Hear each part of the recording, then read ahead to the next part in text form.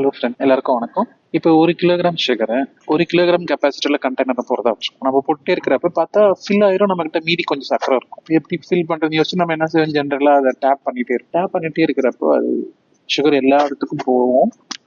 எல்லா பாட்டில் ஃபுல்லா போகும். அதுக்கப்புறம் நம்ம இன்னும் ஃபுல் சக்கரையும் அதுல நம்ம போட முடியும். அதே மாதிரி தாங்க லேர்னிங் கூட. லேர்னிங் வந்து ஜஸ்ட் நம்ம பாக்குறதெல்லாம் நம்ம மனசுக்குள்ள வச்சுக்கலாம், பிரெயின்குள்ள வச்சுக்கலாம் அப்படின்னா அது படிக்கிறது இல்லை. ஸோ அதுக்கு ஒரு சில மெத்தட்ஸ் இருக்கு. அது என்னன்னு பார்க்கலாம். இப்போ வந்து கொஞ்சம் அந்த கண்டென்ட் பெருசா இருந்தா அதை சின்ன சின்னதா வச்சுக்கலாம். அதான் சங்க்ஸ் சொல்லுவாங்க. அப்புறம் அதை ஆர்கனைஸ் பண்ணலாம். அந்த சங்க்ஸ் எல்லாம் ஆர்கனைஸ் பண்ண பொருள் உணர்ந்து படிக்கணும். பொருள் தெரிஞ்சா ஈஸியா நம்ம வச்சுக்கலாம். அப்புறம் இடைவெளி விட்டு படிக்கணும். மறுமுறை படிக்கலாம். சிலர்லாம் ரிகர்ஸ். அப்புறம் நம்ம அந்த இமேஜின் பண்ணி பார்க்கலாம். ஏதோ ஒரு நாலேஜ் பார்க்கறோம்னா ஒரு படிக்கிறோம்னா அதை இமேஜின் பண்ணி பார்க்கலாம். கான்செப்ட் மேப்பை நம்ம வரைஞ்சி பார்க்கலாம், எழுதி பார்க்கலாம், மற்றவங்களுக்கு நடத்திடலாம். அப்புறம் ஒரு கான்செப்டுக்கு எக்ஸாம் கொடுக்க ட்ரை பண்ணலாம். நமக்கு நாமே அதை சரியா படிச்சிருக்கோமான்னு செக் பண்ணி பார்க்கலாம். இதெல்லாம் ஒரு வழி.